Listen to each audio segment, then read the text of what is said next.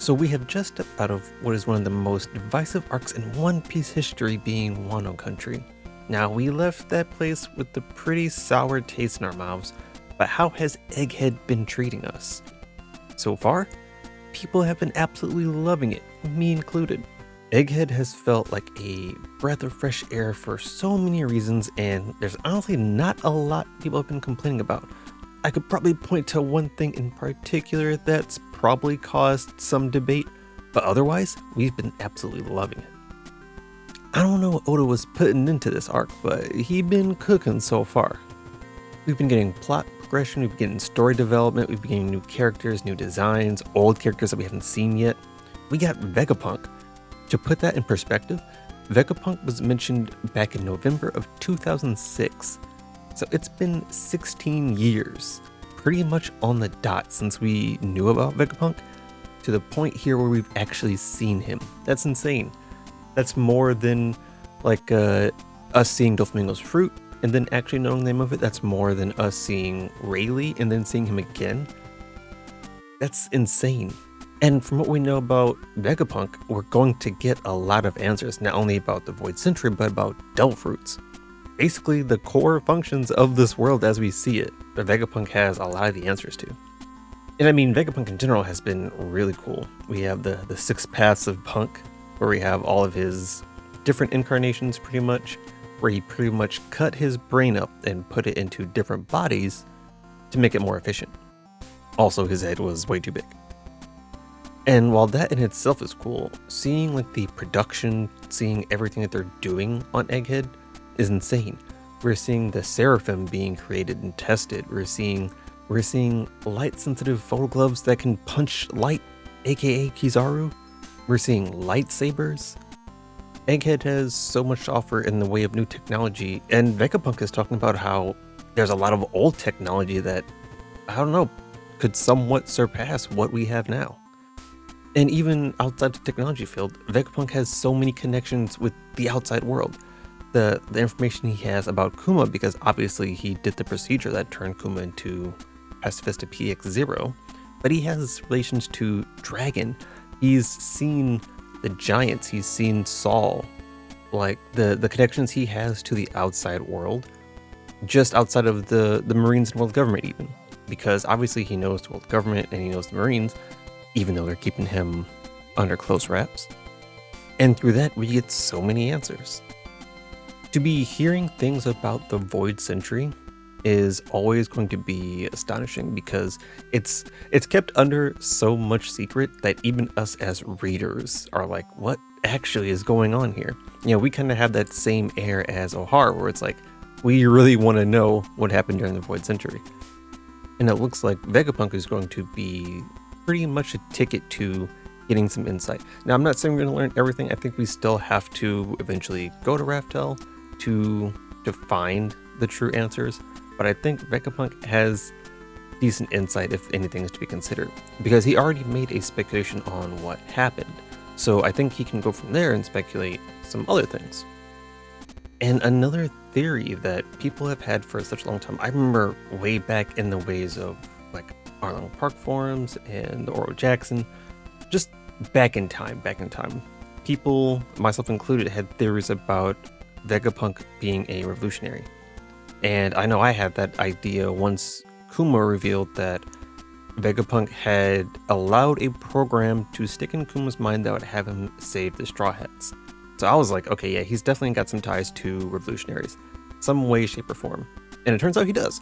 Now, he didn't join, but he seems to be pretty okay. Like, he's okay with Dragon, and he's okay with their goal in the end, even somewhat encouraging Dragon to continue on his path. But he is a man of science, so he goes wherever science can be the strongest. At the time, revolutionaries didn't have the money, they didn't have the utility, they didn't have anything that they could offer him in which he could thrive with science, so he went to the world government, he went to the Marines. And even now, it doesn't seem like he's affiliated with anyone, he's just on the side of science. He wants to spread science out to the world, he wants to share it, which is really interesting considering most people know how the government feels about sharing information. Now, if this means he has a trick up his sleeve, if he means he is going to do this one way or another, even if it kills him, which, I mean, we do have CP0 on the way, we'll see. Speaking of CP0, we've got a lot of movement from them too. We got Kaku, Lucci, and Stussy heading to Egghead to kill Vegapunk. Now, I'm assuming this is because they either no longer have a use for him, which I don't necessarily think is the case, considering he's still crafting Seraphims, and I feel like that's their fighting force. They're going to need him for that, and I don't think he's quite done yet, considering the Jinbei one wasn't fully tested. However, they may know that he wants to share knowledge with the world, and they may know that he's really close to figuring out what happened during the Void Century, so they're like, okay, we gotta shut him up. And considering Lucia said this pairs with what happened to the Sea Kingdom, that must mean that there's some connection with Emu and all of that they're really trying to keep under wraps. And when you talk about the shield, you gotta talk about the sword. And the last time we've seen Kobe, he got captured by Blackbeard, which is another crazy thing. Blackbeard's been making moves. He has Kobe right now, and Sora's pretty much frantically trying to figure out how to get him back. But he's also taking on Law. And of course, he's Blackbeard, so when that fight started, I was like, he's gonna get hit. Because he's stupid. And he got hit because he's stupid. He's one of the worst fighters in the series. I will double down on that. He just does not have fighting instincts. And I always go back to what Whitebeard said, that he's too cocky, too arrogant, and he depends on his Devil Fruit now. He absolutely depends on his Devil Fruit. If he didn't have that fruit, Hancock would have wiped him. Hancock almost wiped him, and he has his fruits. But we also got Aokiji moving with him. They've got Pudding now, so now they can quite possibly read poneglyphs. We don't know if her third eye is awakened yet. We don't even know if she has that ability, but that's the reason she got kidnapped for sure.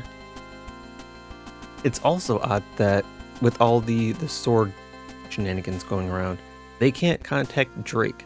Now, Drake was last in Wano, and we didn't really see what happened after the communication between him and Hawkins, so I'm not entirely sure where he went, where he may have gone. Did he go at CP0? Did he go on his own? Is he still in Wano?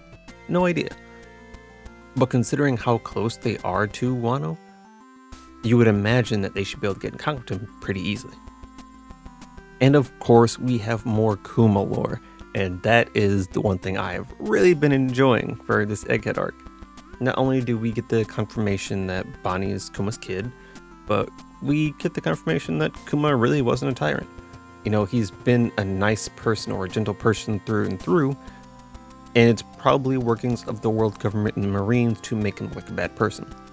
They want his kingdom, they want Bonnie's power, they want something from him, and he's been complying, probably to keep people safe, probably keep his kingdom, keep his family safe. There's got to be something there, and I think Vegapunk is going to be telling us that in the next few chapters, because he said he had something for Bonnie. So we'll see how deep that lore goes, but I am always here for more Kuma.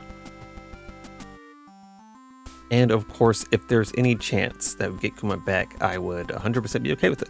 Like, we kind of go on tangents about characters coming back, and I know it's a big thing, especially with Saul showing up, but Kuma's different. Kuma deserves to come back. I want Kuma back, and I won't take anything else. I'm on my Bonnie right now. I will fight Vegapunk if we don't get Kuma back.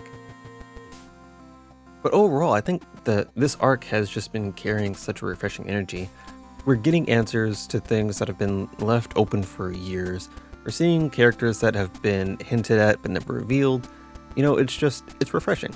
I think Wano, there's a fatigue that came with Wano, and maybe this is recency bias where this is the new arc, so of course we're excited to be doing something new, but it does feel good to be getting answers instead of just having more questions. It's been a little bit since, you know, we've had a run of chapters where we just had questions at the end. You know, I feel like we're genuinely getting answers, and it's not populating new questions. Of course, here and there's some new things, like, you know, when the giant attacked Maryjoy. Why'd that happen? Why is that related to the fisherman?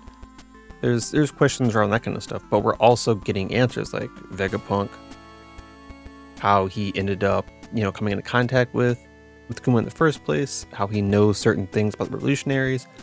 what he's been doing, what he's been programming, how he worked with the Seraphims. There are a lot of interest being given that build up the story and really point it in a nice direction.